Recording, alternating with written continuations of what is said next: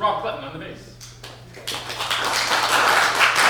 And Pete Johnston, Randi Helmers on the voice. And Min Adams, also.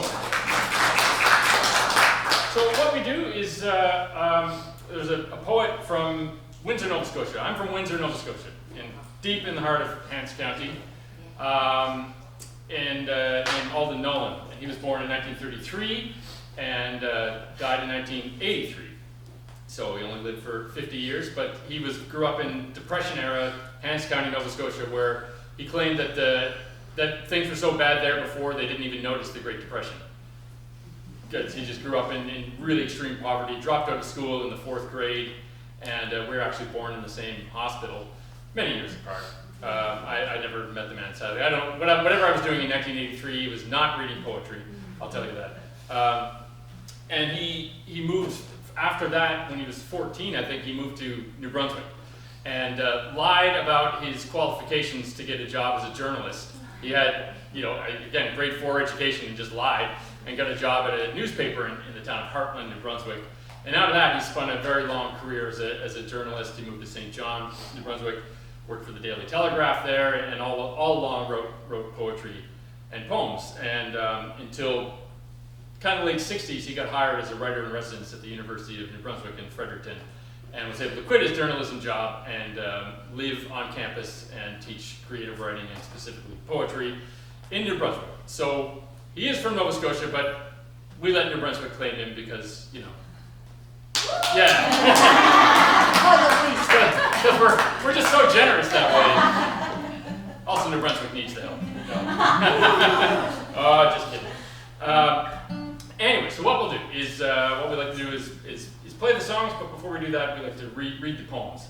So you can hear what you're in for word-wise. And as Joe said, we're going to play 2 sets. Most of what we're going to play is new music that we've not yet recorded, that we're going to record next week.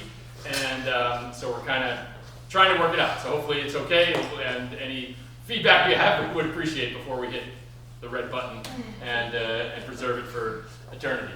But the first piece is from our most recent album called The Songs which came out in 2023. And so we'll start with that, just called the Snapshot. Snapshot. It takes even more than this to make you cry or laugh aloud when you are old enough to find a forgotten snapshot of yourself. Take it up in your hands, hold it close to the light, discover slowly and for the first time that once, long ago, you were almost beautiful.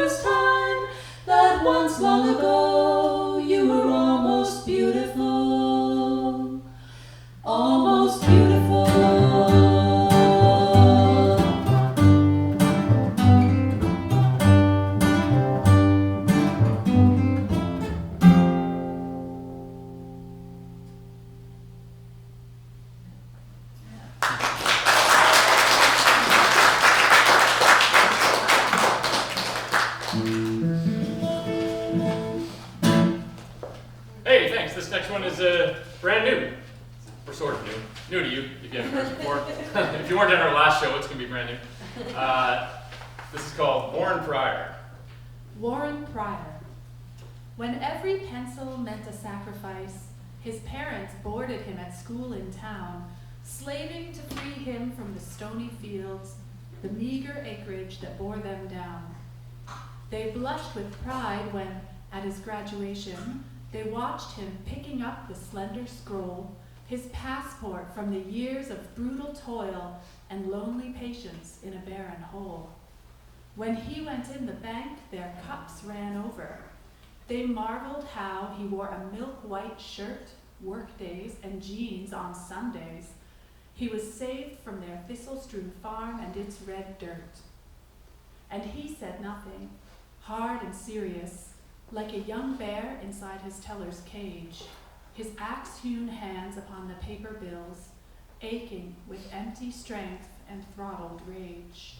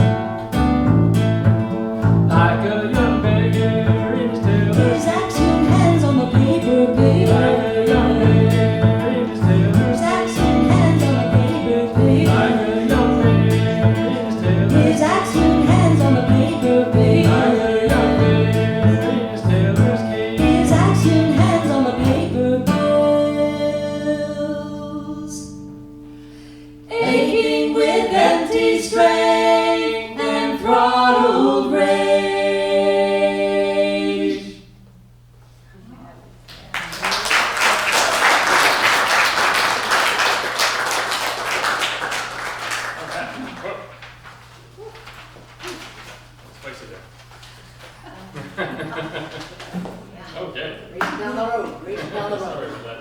Down the, what's that called, that film? Going down the road. Going down the road. Going down the tube. Okay, thanks very much, everybody. This next one, we've just made a slight edit to it recently. It's called Day's End. Day's End. I have worked since daylight in the hayfields. We walked home at dusk, following the horses. For supper, I ate hot bread and spiced ham, onions and tomatoes. Now I kneel over a basin of cold water and a woman washes my hair. A strong woman whose knuckles rake my scalp. Her hands smell of soap. I am naked to the waist. She leans her weight against me, laughs huskily when I seize her wrists and try to push away her hands. I am young and strong, but a great weariness is upon me. I would be willing to die now if I were sure that death is sleep.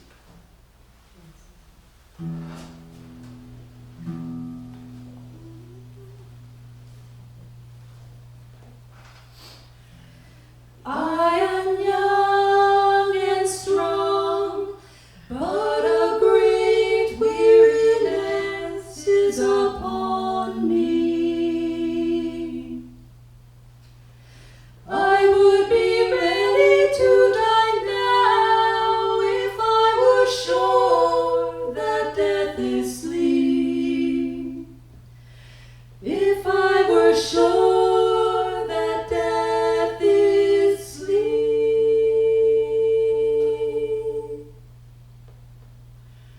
I have worked since daylight in the hayfields. We walked home at dusk, following the horses. For supper we ate hot bread and spiced ham, onions and tomatoes. I am young and strong, but a great weariness is upon me.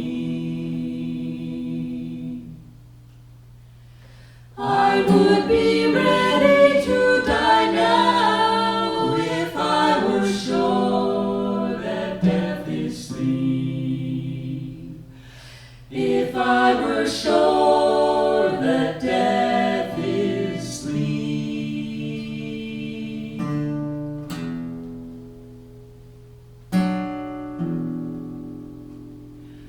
Now I kneel over a basin of cold water, and a woman washes my hair.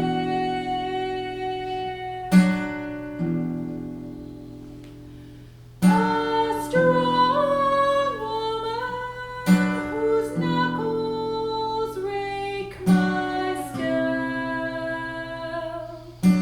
Knuckles rake my scalp.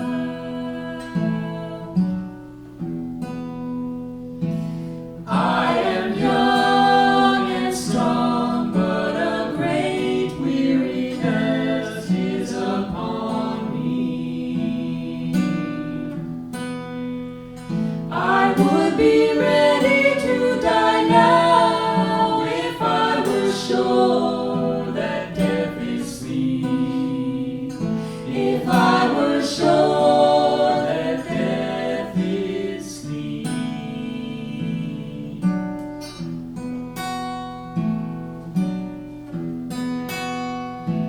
Her hands smell of soap. I am naked to the waist. She leans her weight against me, laughs huskily when I seize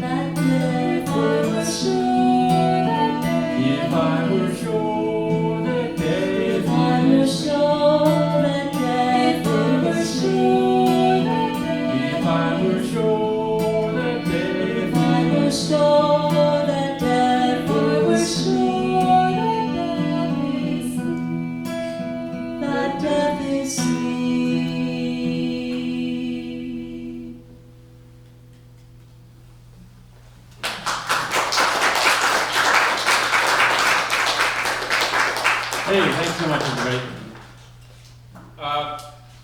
So my partner Jillian is here today from Halifax, where she now lives. And yesterday we had the great opportunity to meet probably the second most important musician in my life, other than my dad, who was also a musician. That would be Geddy Lee from the band Rush, who we got to meet yesterday. And I asked, Jillian is also a big Geddy Lee fan, and as we were lining up to meet him, I asked, what are you going to say to him? And she said, nothing. I just want to be in his presence. And I thought, okay, what am I going to say to him? Like, I can't break it. Like, you know, the effect that band had on me is so profound. I could talk about it for a very long time. So I tried to condense it down to as short as I could. And I said, so I got up to him and I said, thank you for writing so much weird music. And he said, oh, it was my pleasure. So if you think this music is weird, it's his fault. You can take it up with him. He was very charming. I know, we need slow. Okay, don't worry. Okay, this is called, am I reading this one? Yeah. I am? Okay, this is called If I Could Be Certain God. This is a church, after all, right? Yes. Okay, so I'm going to be like Thomas and doubt, because I'm not certain. Isn't that what Thomas did? Did he doubt? Yeah. Where are my church people? Okay. Yeah. I didn't pay much attention to Sunday school friends, sorry. I was too busy thinking about Geddy Lee. If I could be certain, God, that you were watching us, it would be enough. I'd ask less of you than an actor asks of an audience, merely that you be there. You needn't suspend the laws of the universe for me. I'd be embarrassed. And the prospect of living forever would frighten me almost as much as death does. But if only I could be certain that you are watching us as we, at our best, watch one another with undemanding affection, now I find myself asking more of you than any actor has a right to expect, but only if I could be certain that when the worst happens, as it will, you won't be alone. I won't be alone. You'll be there. You or someone like you, not to hold my hand, not to touch me, not to whisper in my ear, but merely to look on. How splendidly I might perform for you.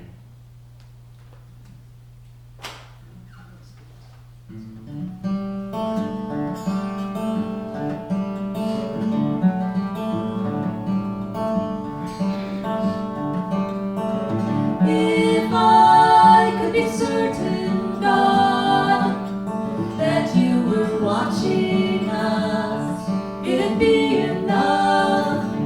I'd ask even less of you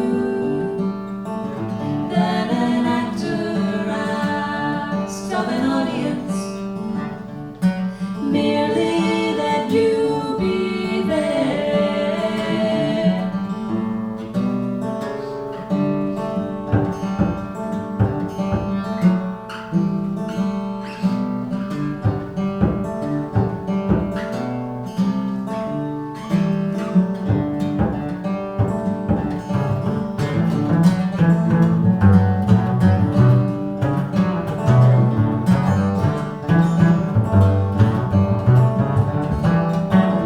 You needn't suspend the laws of the universe for me. I'd be embarrassed, and the prospect of living forever would frighten me almost as much as death does. But if only I could be certain that you were watching us as we at our best watch one another's with undemanding affection.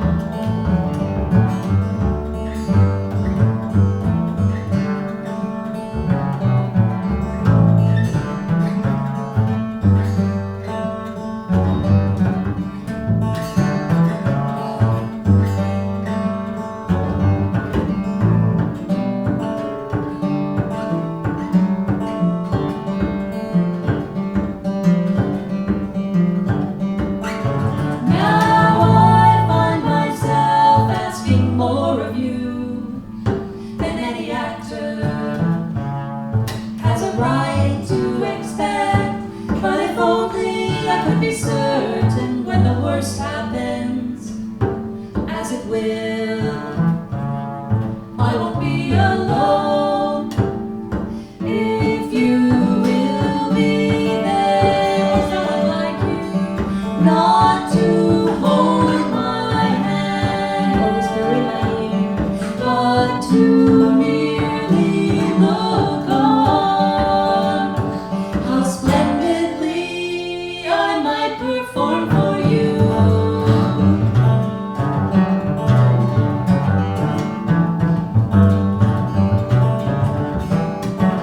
If I could be certain That you were watching us.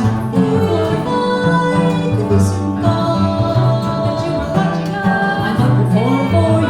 I could be certain That you were watching us. If I could be certain God that you were watching us, I might perform for you.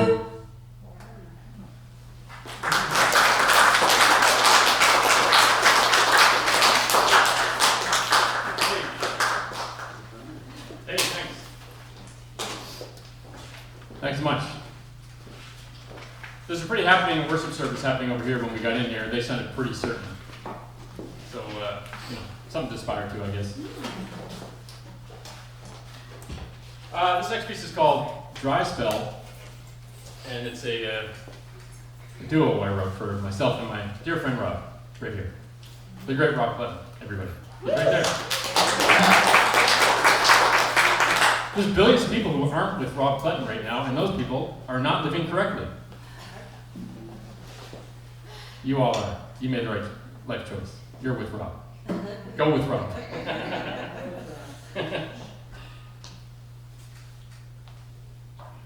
I stare at the yellow paper in my typewriter until I find myself contemplating its texture, and even the bruises where the machines pressed too hard become important to me. But above all, the blankness is more beautiful than any mark I could put on it today. So I write only, "There is nothing on this sheet," and realize that it is impossible for these words ever to be true. That is one more of the many things I can never tell you.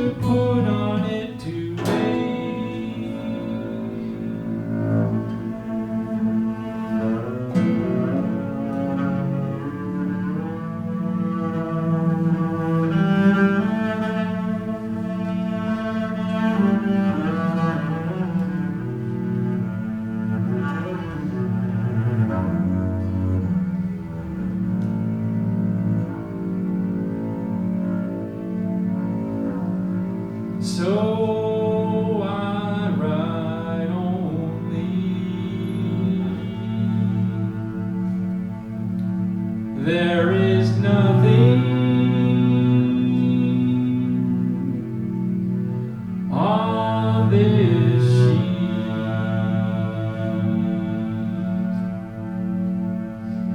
and realize that it is impossible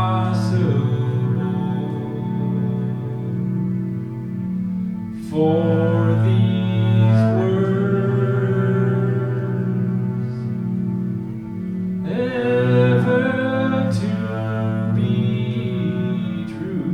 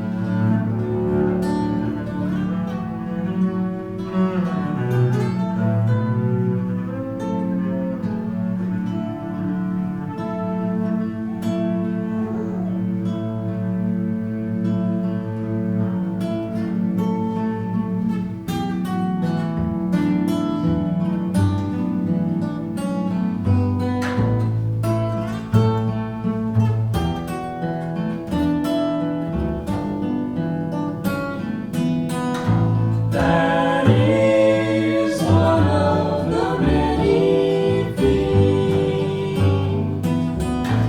That is one of the many things. That is one of the many things. That is one of the many things. I can never tell you.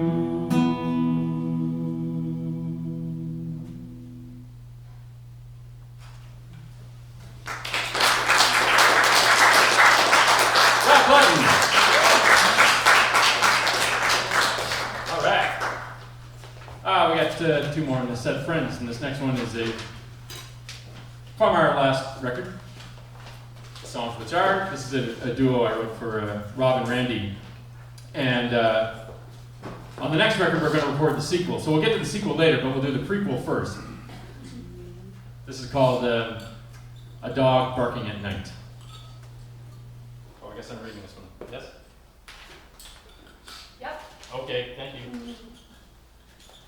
Got this book here, it's in alphabetical order, so that means, and like a dummy, I have counting. Anyway, any librarians in the house? You don't always, oh yeah? Should I start with or the next word? A? Hey, all right. I'm smarter than I look. That's good. A dog barking at night. I hear you, dog, barking in the moonlight, and if I were sure I'd find you, I'd get out of bed and tramp across the fields to bring you home. Or, if you wouldn't come, I'd lie beside you out there in the hills until the sun came up. But I bet if you saw me before I saw you, you'd hide in the bushes until I went away. And anyhow, who am I to say that you want company? Could be you're scaring hell out of a porcupine. Could be you think you've got the world by the tail. You don't know me, dog, and I don't know you.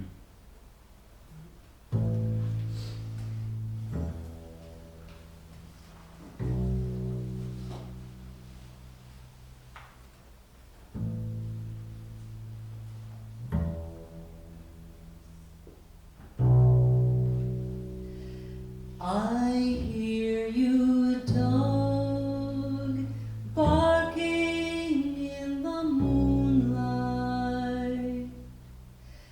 And if I were sure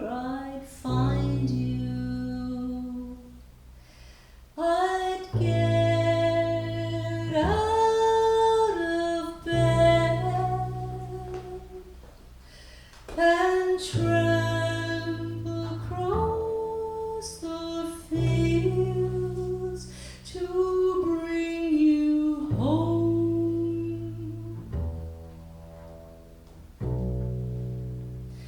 Or if you wouldn't come, I'd lie beside you out there in the hills until the sun came up.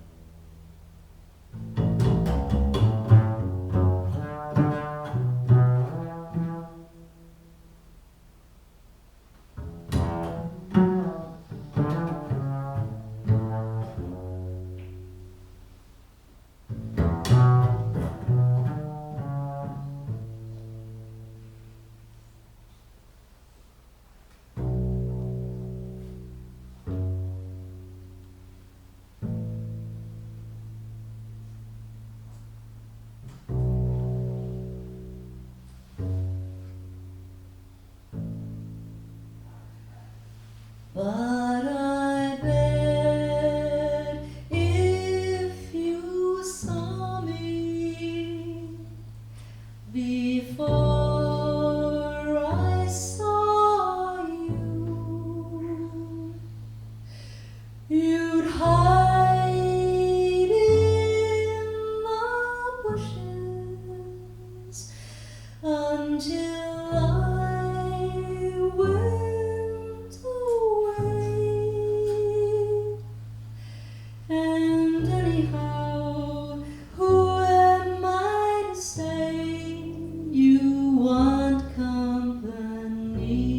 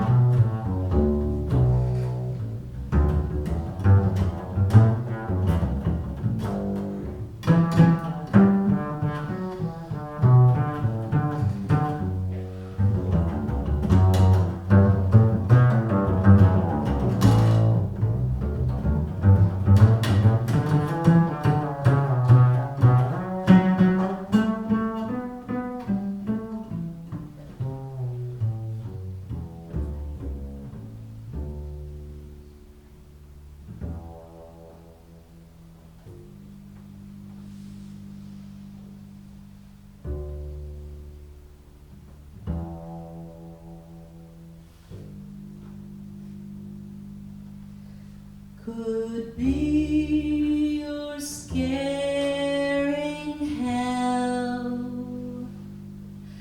out of a porcupine.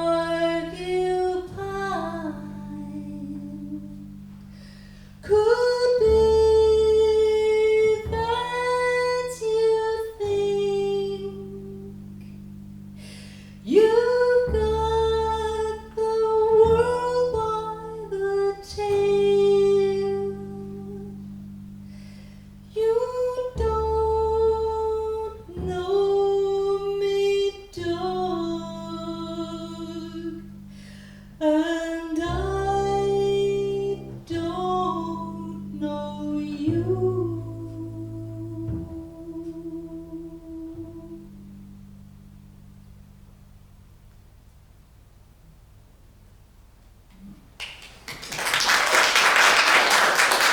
Randy Helmers. Rob Clutton. There is a sequel, but I'm learning from the TV that I watch. We'll leave it at cliffhanger and take a break. So if you want to know what happens to the dog, you got to stick around, and we'll tell you what happens to the dog after that. Okay, thanks for still being here, not finding somewhere else you needed to be.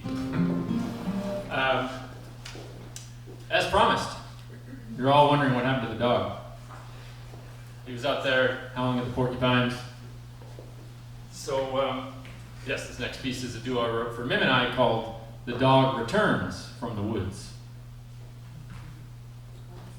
After 3 days, the dog came home, a stranger, slinking along the footpath from the hills, drawn by the sullen truce of thirst and hunger, his muzzle visored in porcupine quills. The children saw him first and yelled his name, or rather the name of the dog who'd gone. Peter! As if so wild a beast would come. Peter might have been death, for all he knew. And then they saw the difference in his walk, a strangeness far more terrible than pain, a wild thing lapping at the cattle trough, his black lips oozing blood and the red stain floating like ribbon in the water. Hurt and baffled by his treachery, they scowled, wanting to weep, and he, his grim thirst met, threw back his quill-bewhiskered head and howled.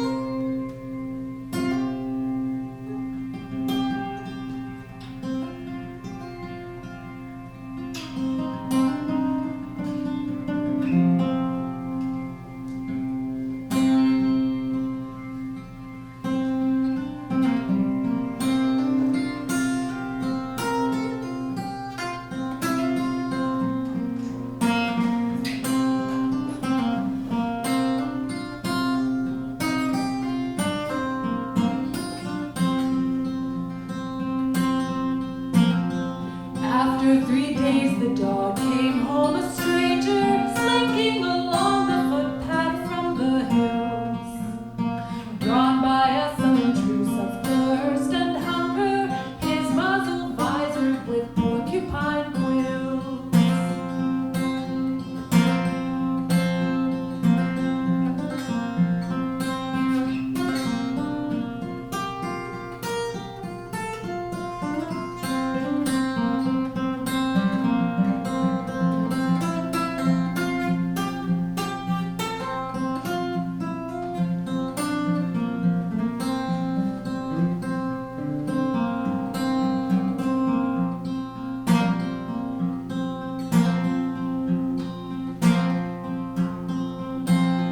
Children saw him first and yelled out his name, or rather the name of the dog who had gone. Peter, as if so wild a beast would come, Peter might have been dead for all he knew.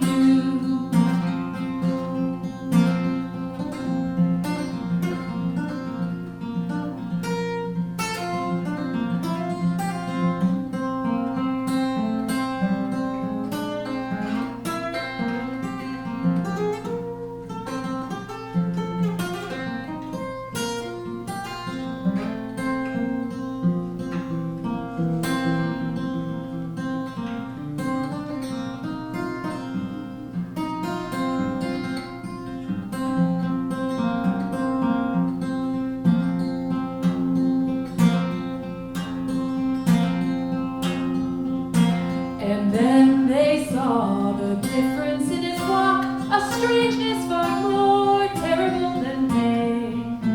A wild thing lapping at the cattle trough, his black lips oozing blood and the red stain.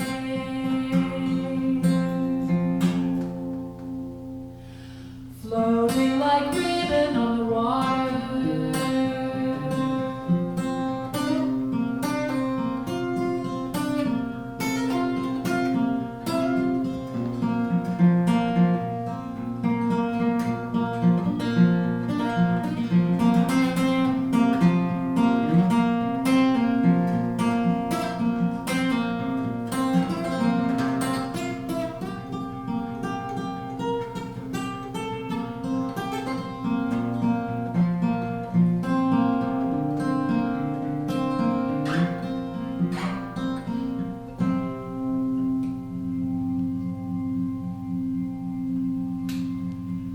Hurt and baffled by his treachery, they scowled, wanting to weep, and he his grim thirst met, threw back his quill-bewhiskered head and howled.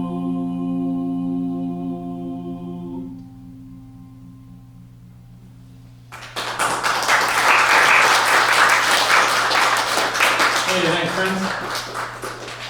Okay. Thanks again for sticking around. This next one is another new one called A Pinch or Two of Dust. So Nowlan was of the generation who, as I said, born in 1933, and for him, the Canada that he knew was really forged in World War I.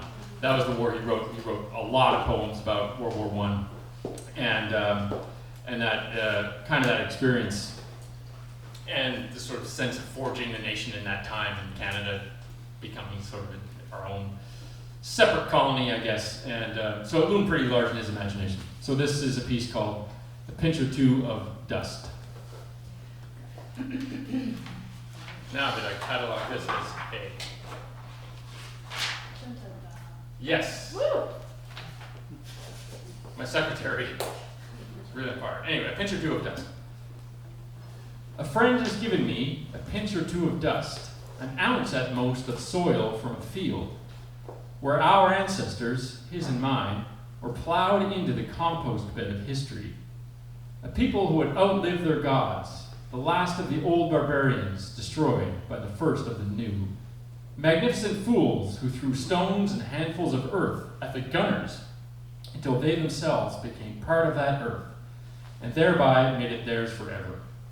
Their blood indistinguishable now from it, their blood contained in this pinch or two of dust, as in my body and the body of the friend who gave it. The soil not only between, but within my fingers, a part of the very cells that shape this poem.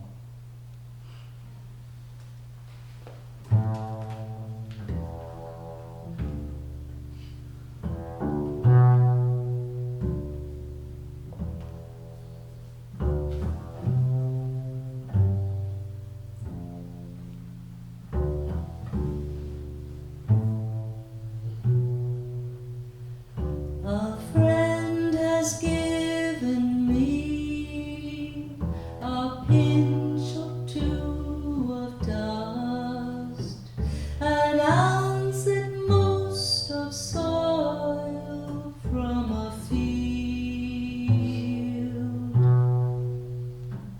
where our ancestors, his and mine, were plowed into the compost bed of history. A people who had outlived their gods, the last of the old barbarians, destroyed by the first of the new.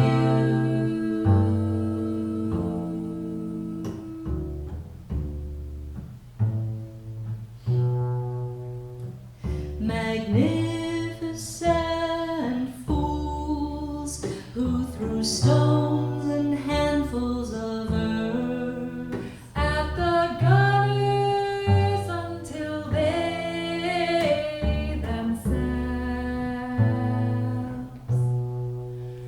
became part of that earth and made it theirs forever. Their blood indistinguishable now from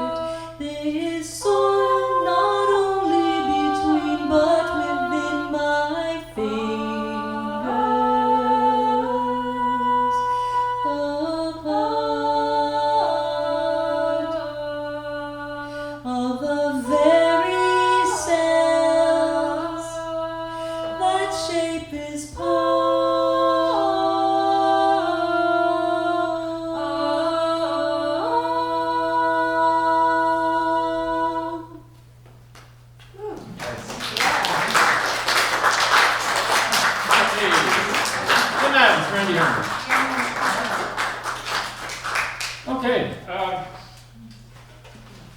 So, Nowlan is pretty.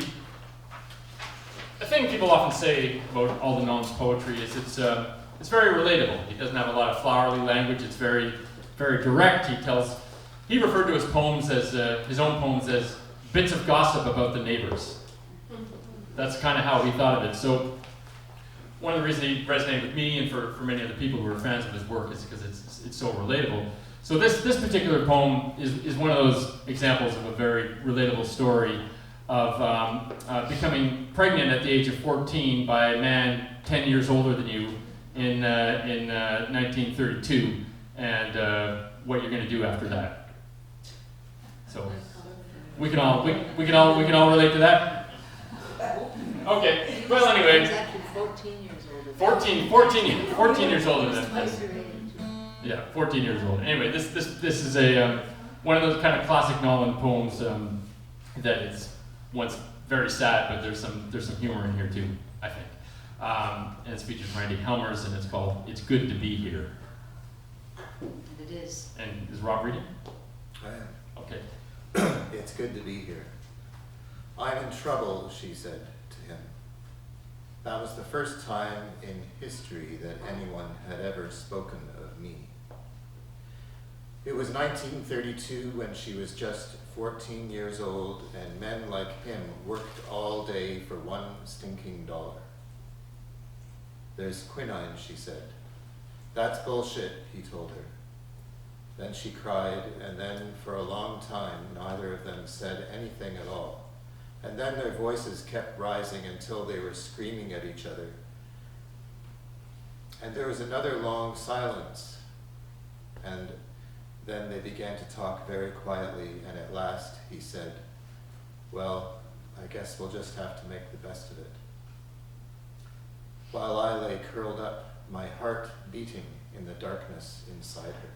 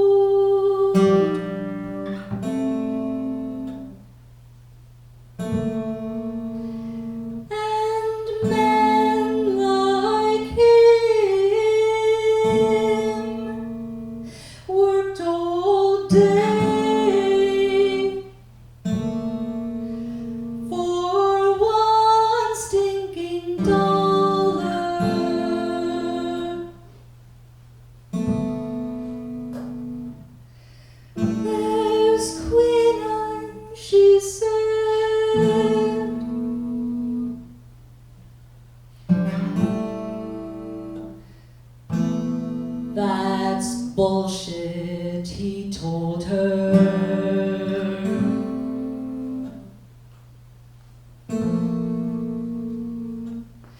Then she cried, and then for a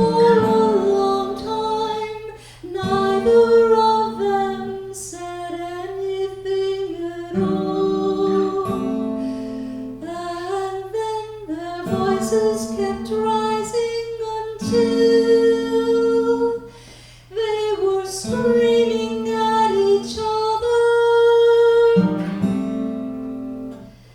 And there was another long silence.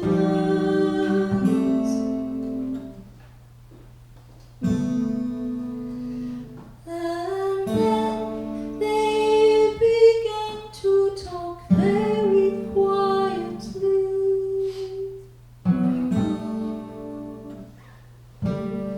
And at last he said,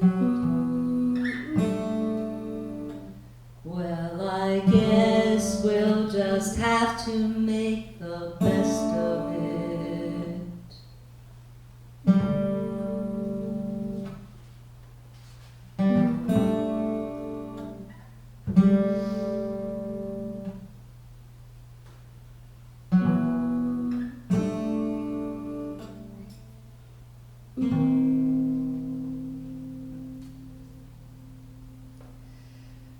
While I lay curled up, my heart beating in the darkness inside her.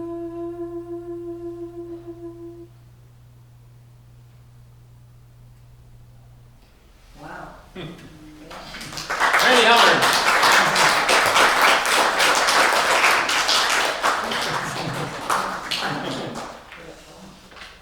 Sorry, a little tough to follow that one, but we'll do what we can.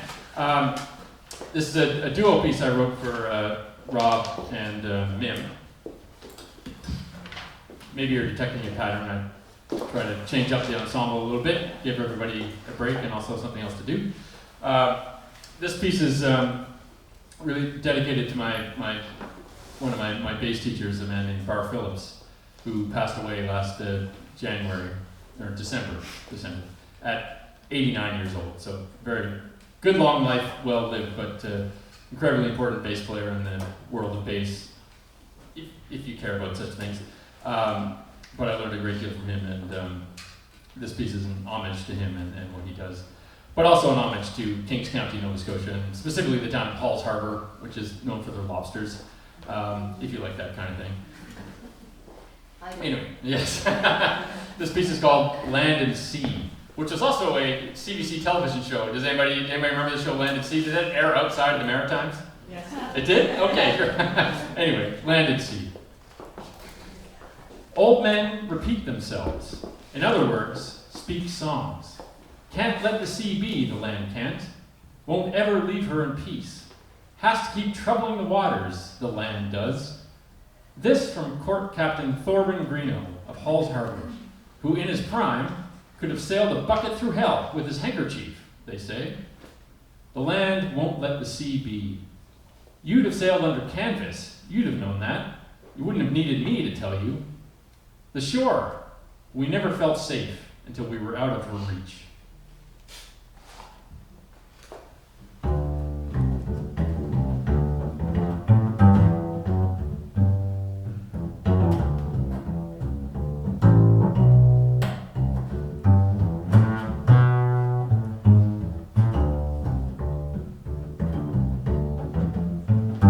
Old men repeat themselves.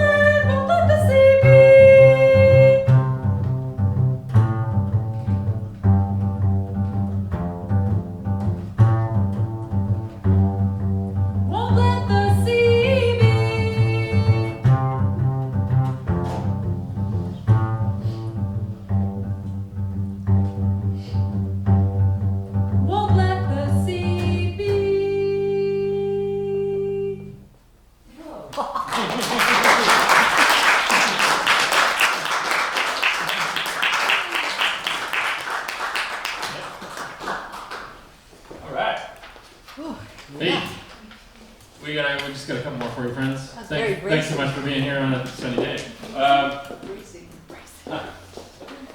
So this one's another bit of a mellow one about walking along a dark road in the country at night, probably. It does things to a person. It does things when you're out in the country by yourself. Sometimes good things. I don't know. Anyway, this is called Mosherville Road. Mosher being a common German name in Nova Scotia. And who's reading this one? I think it's Randy. Is it Randi? Okay. Randy's going to read the Mosherville Road. Yeah. Robin and I remember those. Put it on my book. Anyway.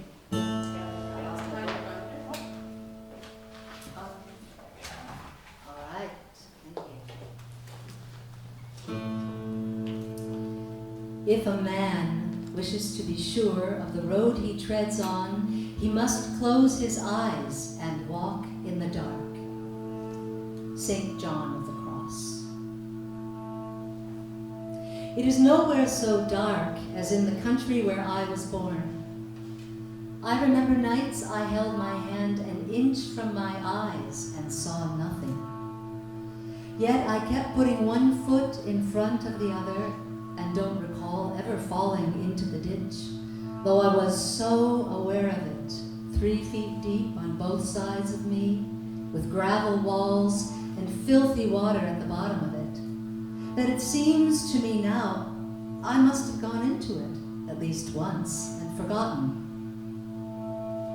There was glass from broken bottles and everything else that gets thrown from cars in that ditch, and thorn bushes grew on the opposite side of it, and there were trees and night birds and flying insects I couldn't see. Usually I talked to myself, and sometimes I sang as I stumbled along.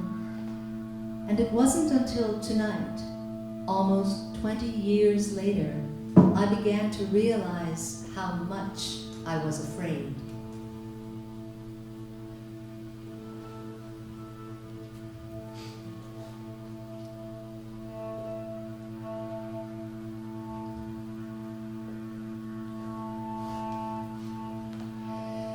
If a man wishes to be sure of the road he treads on, he must close his eyes and walk in the dark.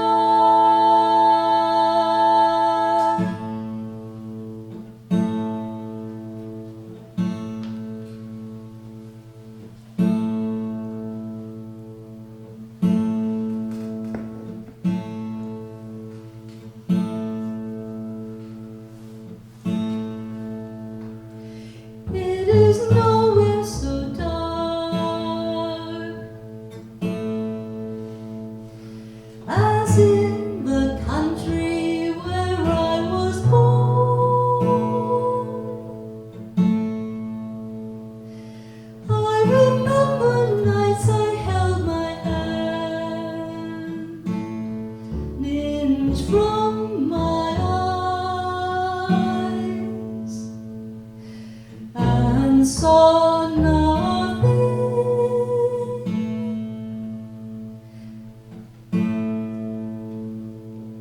Yet I kept putting one foot in front of the other, and don't recall ever falling into the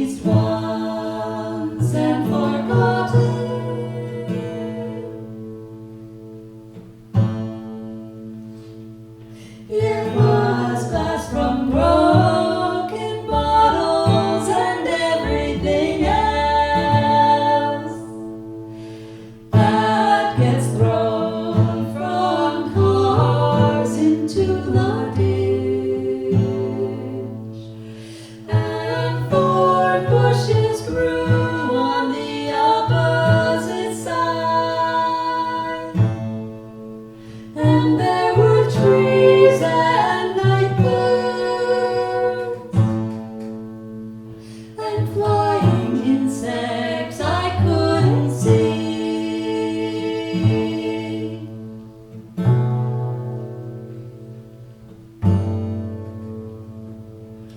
Usually I talk to myself,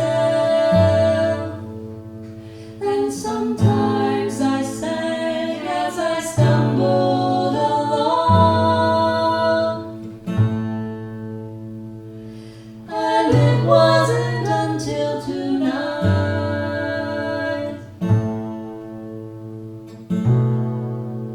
almost 20 years later, I began to realize how much I was afraid.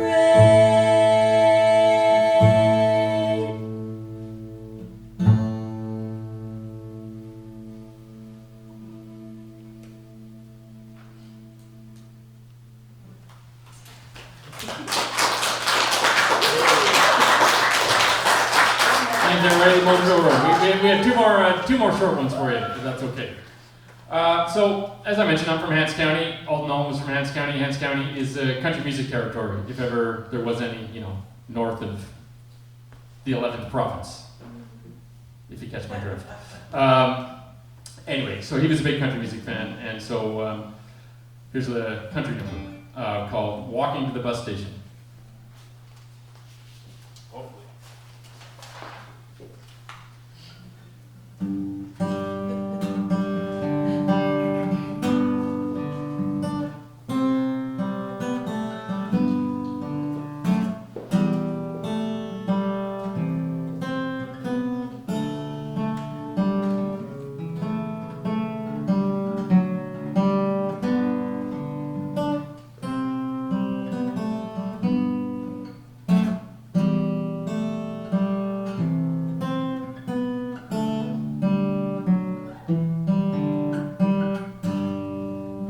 The snowflakes are shaped like starfish and are almost as big as hummingbirds, but I've forgotten the color of your coat, even though you walk just behind me. Already, this is part of the past, imaginary, though our mouths say nothing.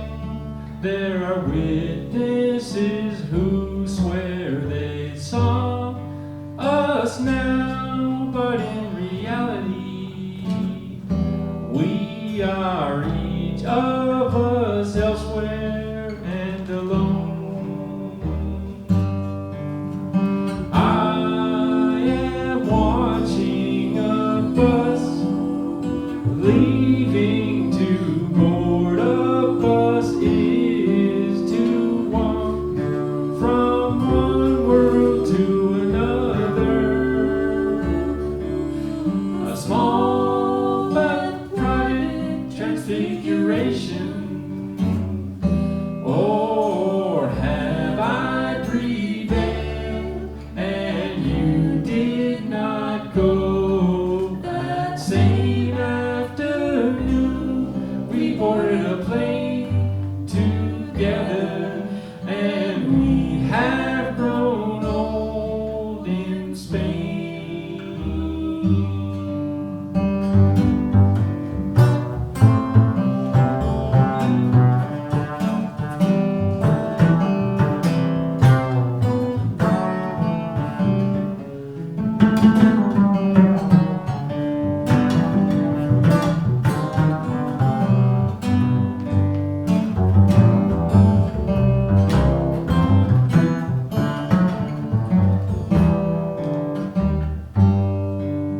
And nobody has ever been so happy except the most celebrated lovers. And then